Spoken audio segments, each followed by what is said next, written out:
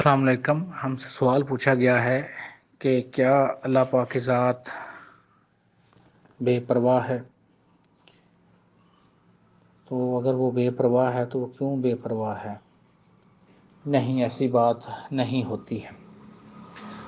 اللہ پاک کو آپ کی ہی پرواہ ہے، لیکن اللہ پاک ہمیشہ انصاف کرتے ہیں.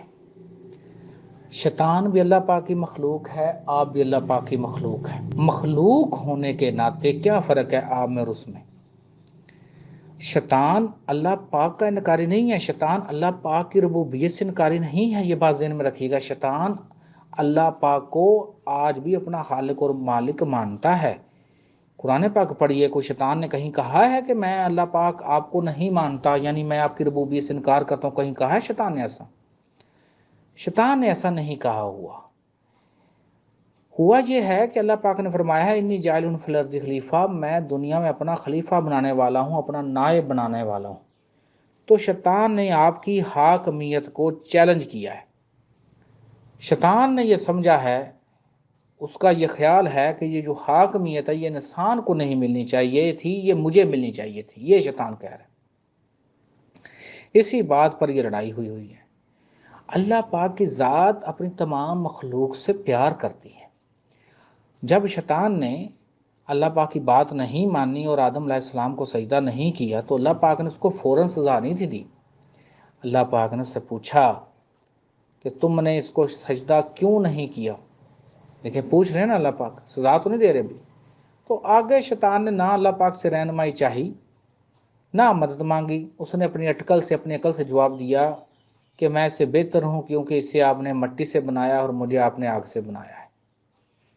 تو وہاں پر اللہ پاک نے کہا کہ تجھ پر پھٹکار ہے، لعنت ہے. تو آگے شیطان بضد ہو گیا کہ آپ مجھے ڈھیل دے دیں، مجھے طاقت دے دیں کہ میں ان کو ورگ لاؤں. یعنی شیطان یہ کہہ رہا ہے کہ یہ جو آپ نے بنایا ہے یہ خلیفہ بننے کے قابل نہیں ہے، تو اب میری اس کے ساتھ لڑائی ہوگی. تو اللہ پاک نے شیطان کو یہ ڈھیل دے دی، طاقت دے دی، اور اب مقابلہ ہے آپ کے درمیان اور شیطان کے درمیان. اگر انسان جیت جاتا ہے تو وہ خلیفہ ہونے کا حقدار ہے، اور اگر انسان ہار جاتا ہے تو وہ خلیفہ ہونے کا حقدار نہیں ہے.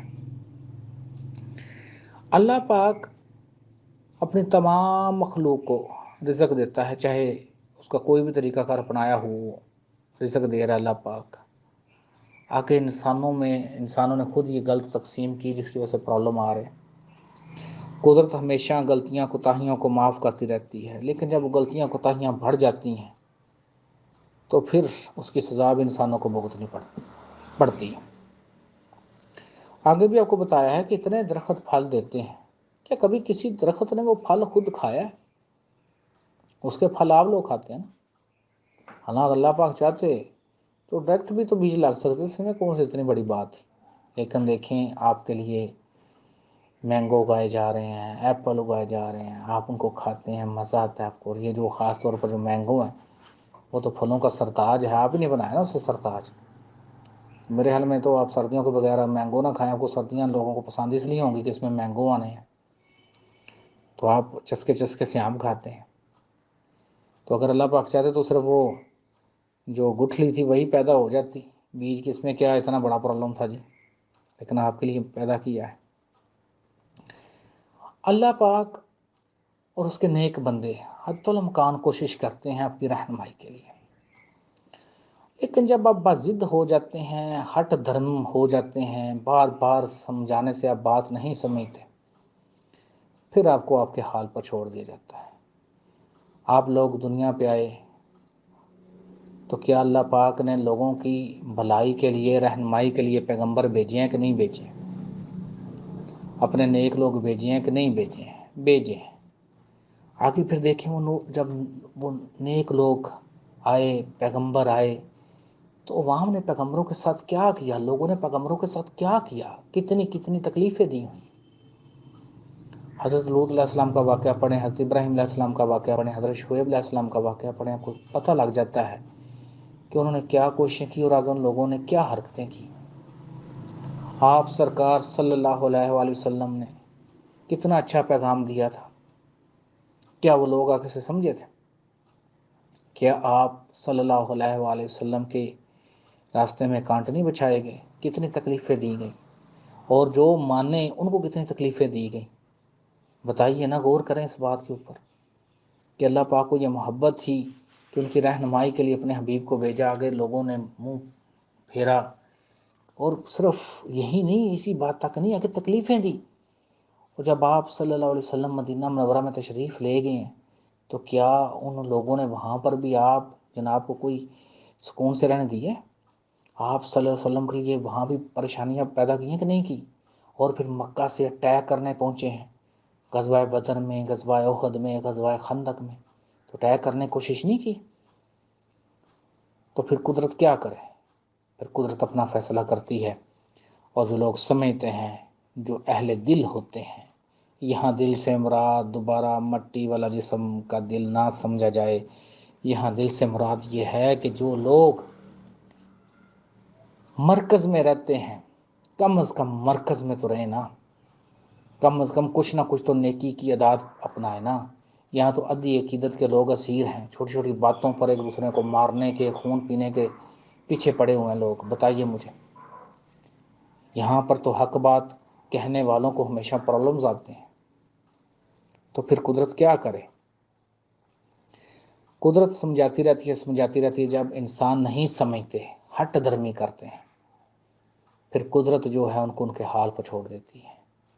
اور یہاں پر میں اپنی ذاتی روحانی کفیات کا ایک واقعہ کہنا چاہتا تھا، لیکن مسلحتاً نہیں کہہ رہا۔